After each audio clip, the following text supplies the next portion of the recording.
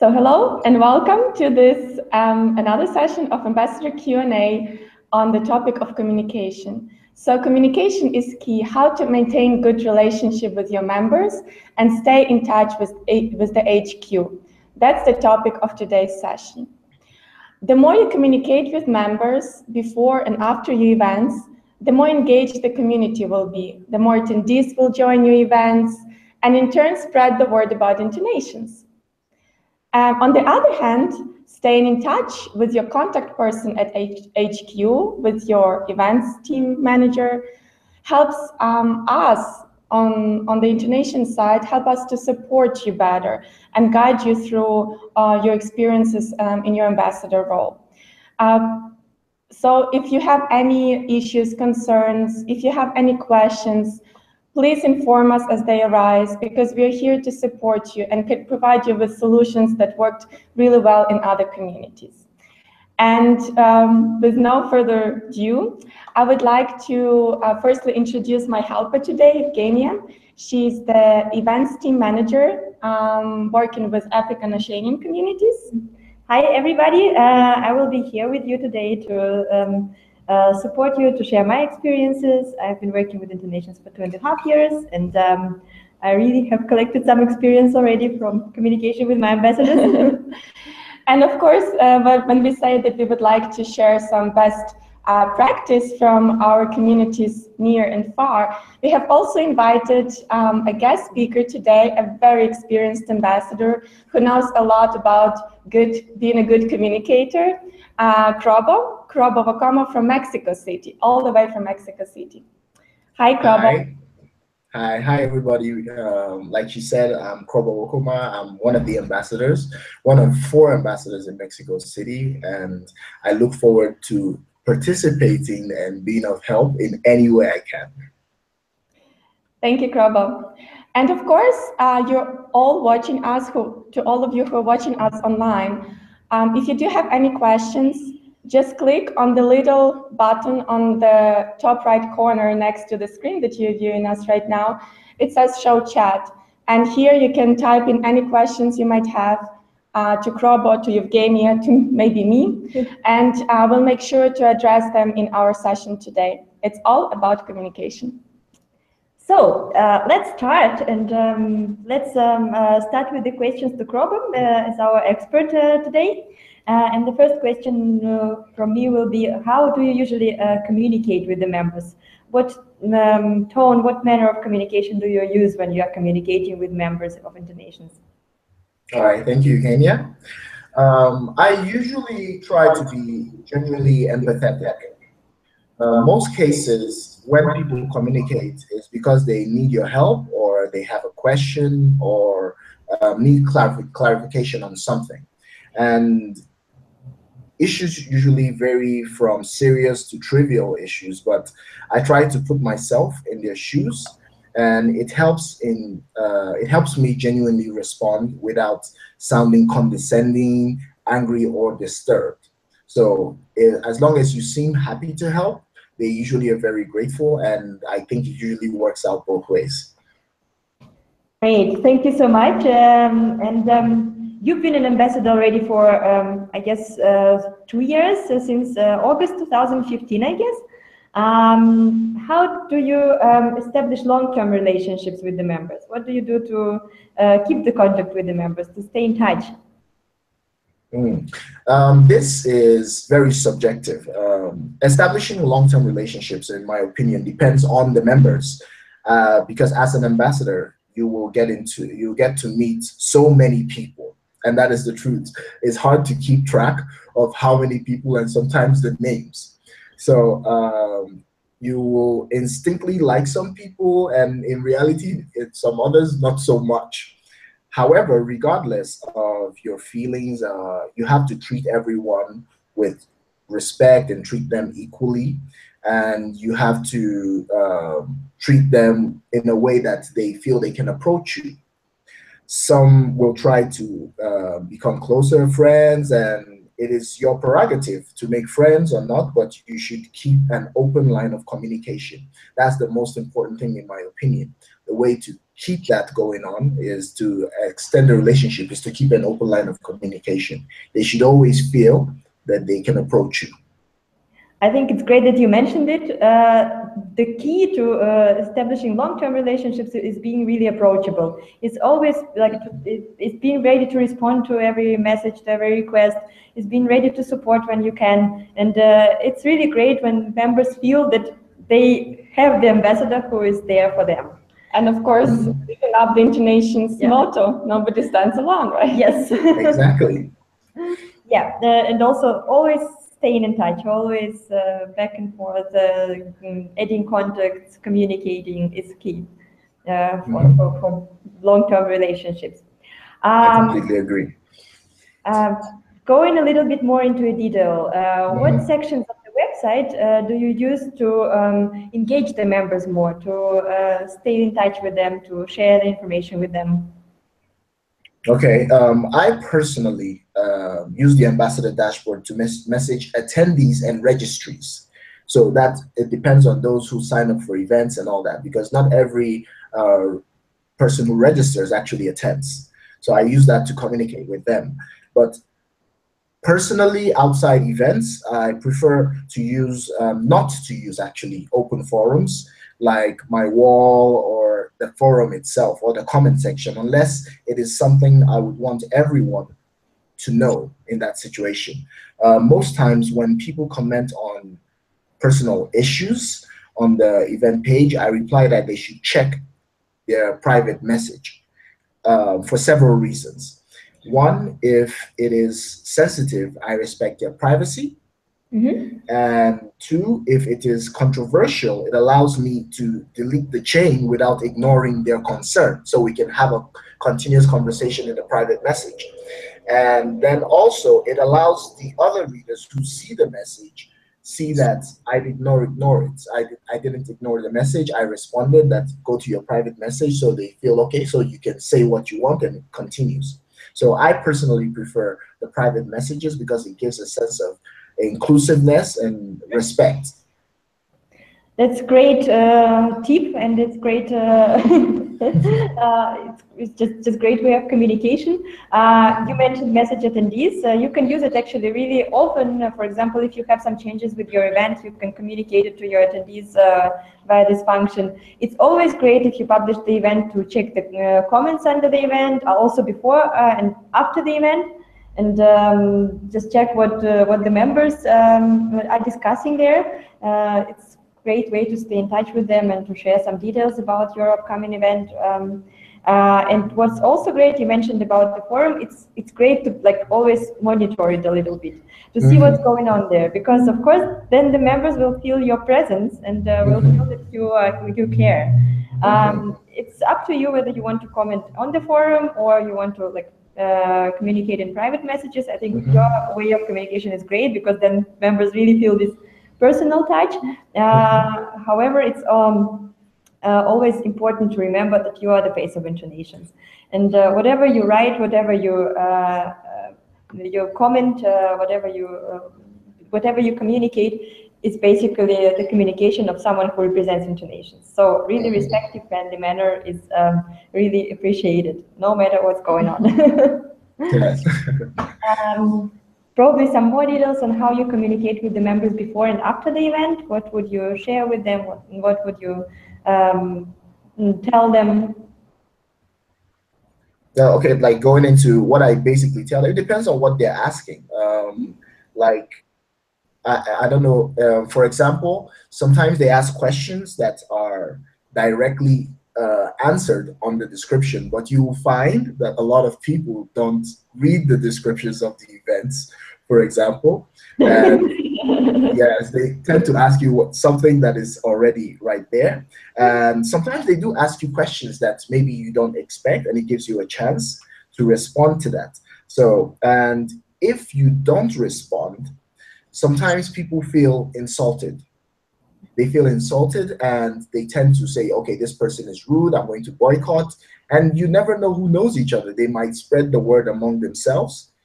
And then without you knowing, there are a group of people who have chosen to start boycotting your events in protest because they don't feel respected, and it's a community.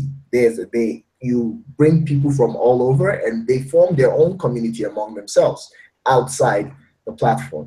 So it's very important that you respect them and then you treat them. And tend to send thank you messages, for example.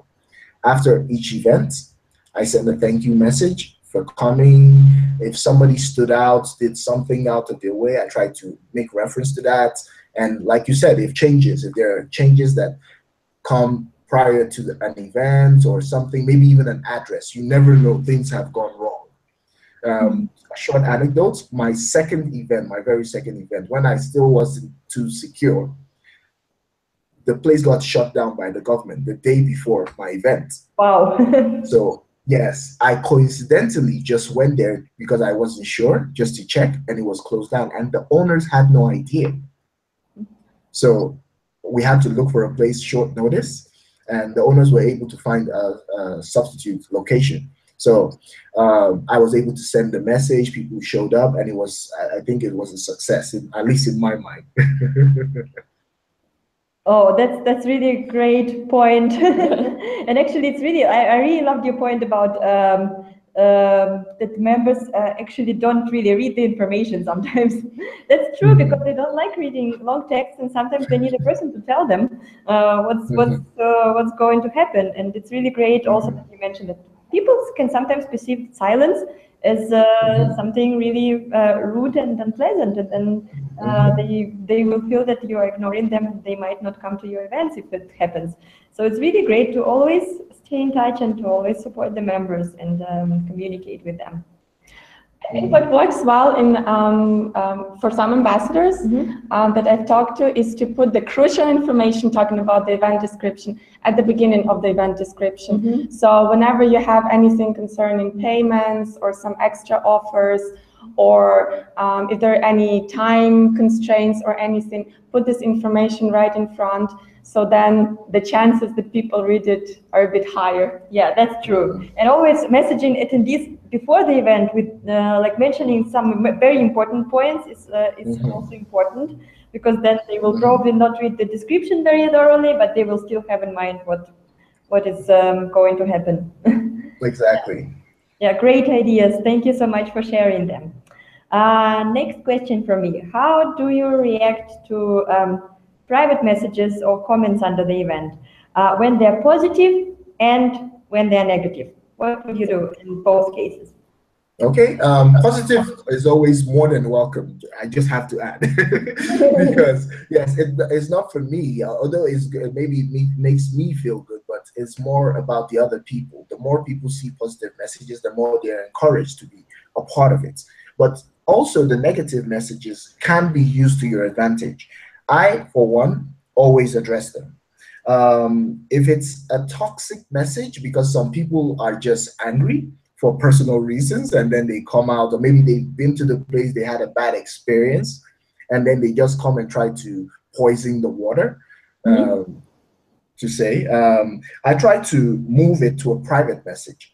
I send them a message and maybe say something that, okay, we'll try, I'm sorry, you don't like the place, you don't have to come, and then I move it to a private message. But after a while, maybe about an hour or something, I remove that message because I don't want to poison other people's minds doing it. But I communicate with the person and tell them, if you don't like somewhere, please let me know, but don't make it a bad experience for the others before they even try it, because you could have it. We go through a lot to get these places for you, and they're usually very receptive. Oh, I didn't mean to upset you, I didn't mean to say it in this bad way. So I try to address it, and I try to be understanding.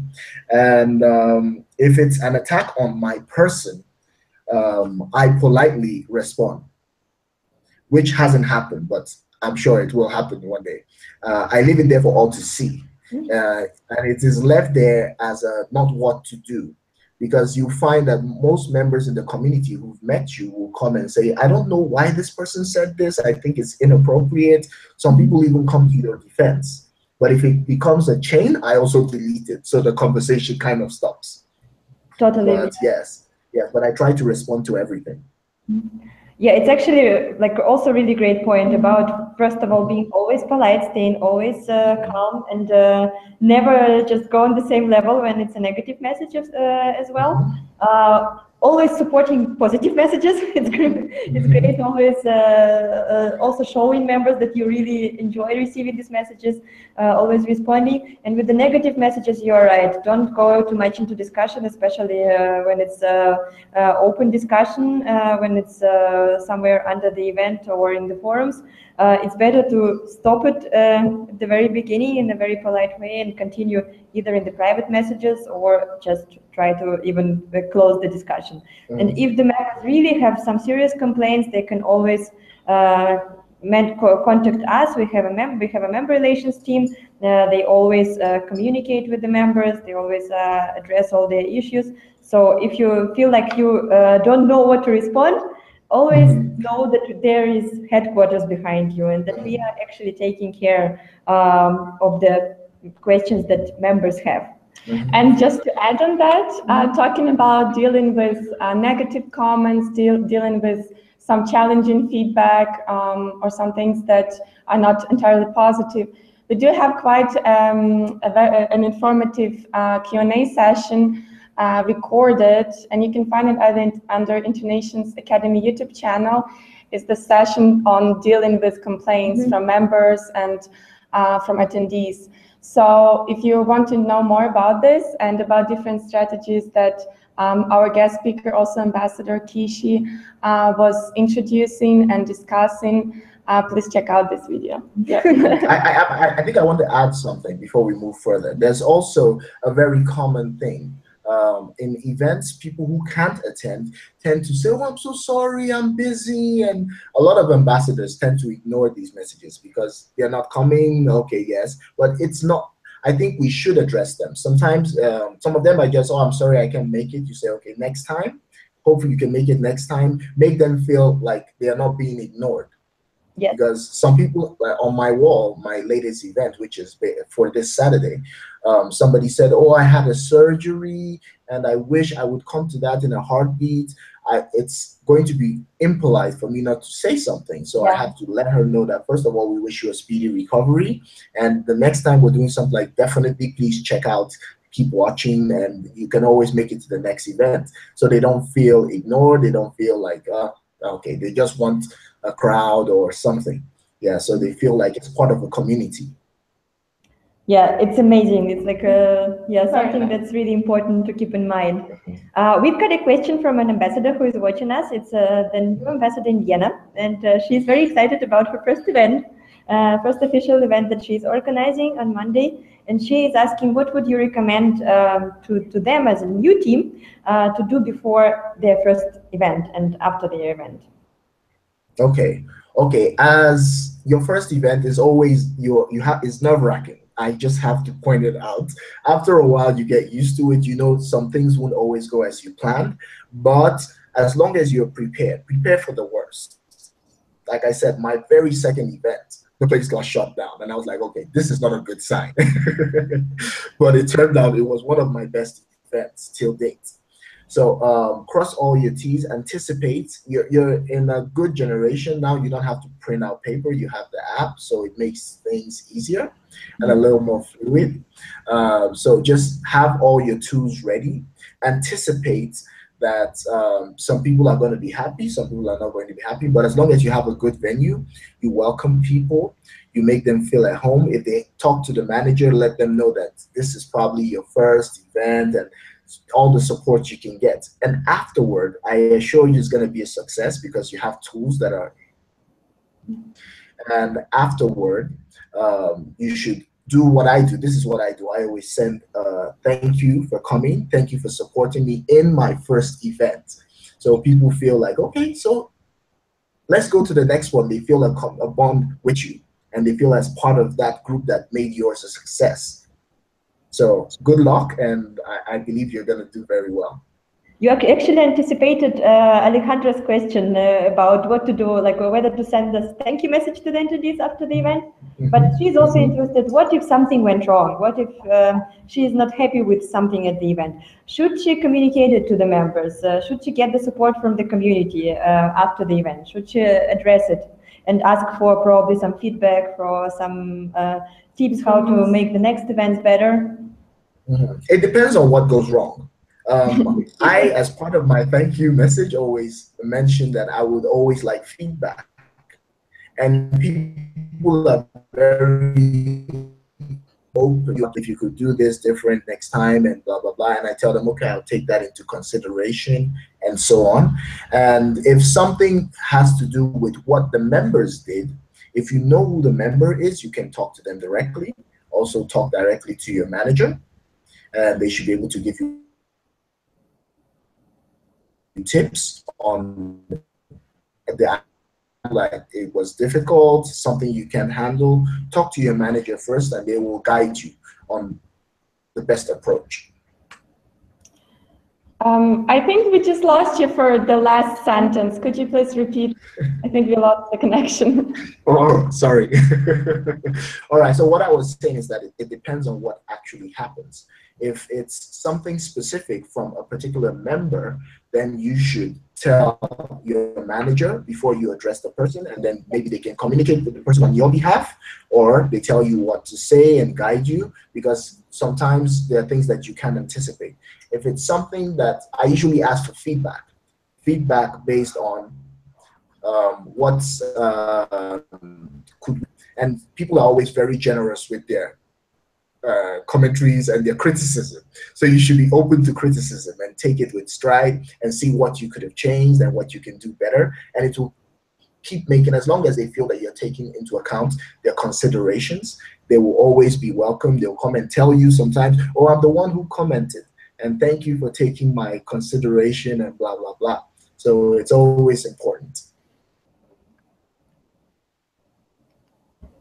Can you hear me this time? Thank you very much, Krobo. Right. Yeah, I was trying to see if you're finished or not. We also would like to let you know that probably some of you have noticed that attendees are asked to submit feedback via platform after attending the event. So it's for now, it's running in the kind of testing stage, and we are seeing how many people submitting feedback, how wholesome the feedback is, how much information we can get from it.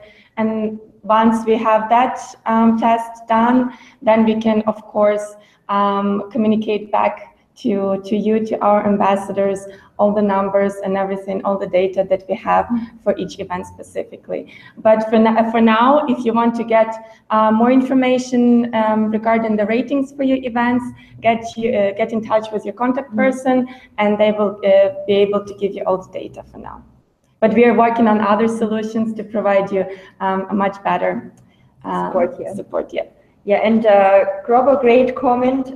If you are not sure, if you want to address some issues with the community or not, first contact your person in HQ. So we are always here. We are always here to support you. We are always here to solve all the issues. So if you are not sure what to do, how to solve it, just write a short email to the person in HQ, and we will help you with this, and we will find the best solution for it. And this actually leads me to the next question. To Krobo, how often do you write to HQ? Okay, with my relationship, my contact and manager per se is Miriam, and I like to think that we have become friends. So maybe I write her a little too much. I think she liked it. All right. We communicate, I would say, on average once per week. And that has to do also with the fact that I quickly learned that when I joined, the more experienced ambassadors give their opinion on the issues, which can be sometimes misleading. So not saying that you shouldn't ask for advice from your other ambassadors, but if you're not sure about something, contact your contact or your manager, and tend to balance, and you can make a very informed average once a week, or worst case scenario 2 weeks. Mm-hmm.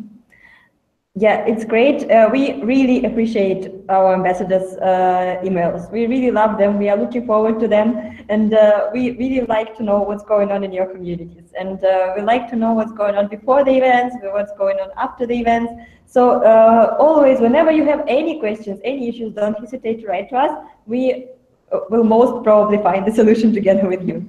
If you know that you are probably having some issues or you need some advice, just always drop us an email and we will try to figure out what to do. Yeah. And my next question would actually be about troubles. Yes, about troubles. What happens if you have trouble securing the venue for the event, for your event? Let me start by saying I must confess I've been pretty lucky. I haven't had a serious issue with securing locations.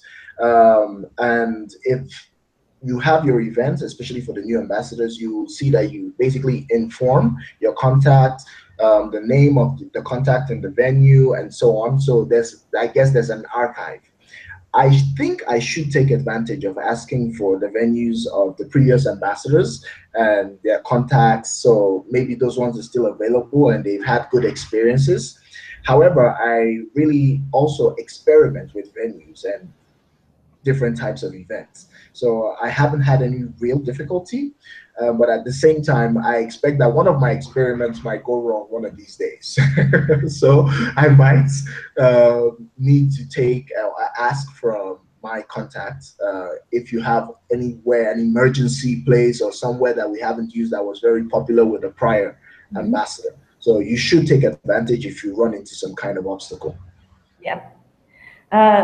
It's the case where we actually, where the headquarters can actually really provide you a lot of help, because first of all, we have the list of all the past venues, and we can definitely share it with the ambassadors whenever they ask. In case you have really big difficulties, we can also discuss with you what the problem can be. Probably you just need to reduce or increase the offer. Probably we can publish save the date and don't just not add the venue at the beginning, and you can keep searching for the venue, but the members will already sign up for your event. Or you can just approach probably different kinds of venue, because sometimes people keep searching for the certain type of the venue and they don't see that there are lots of other opportunities. So this is what we're actually doing together with the ambassadors. If they have difficulties, we just explore the opportunities, explore the options, and find the right one for the upcoming events. And it's always great to just let us know. Sometimes I know that it happens with my communities, at least the members, the ambassadors are struggling with the venue till the very last moment, don't contact me, and then it becomes stressful. Yeah, then it becomes stressful. So before it becomes stressful, also involve us, and we might find the solution together.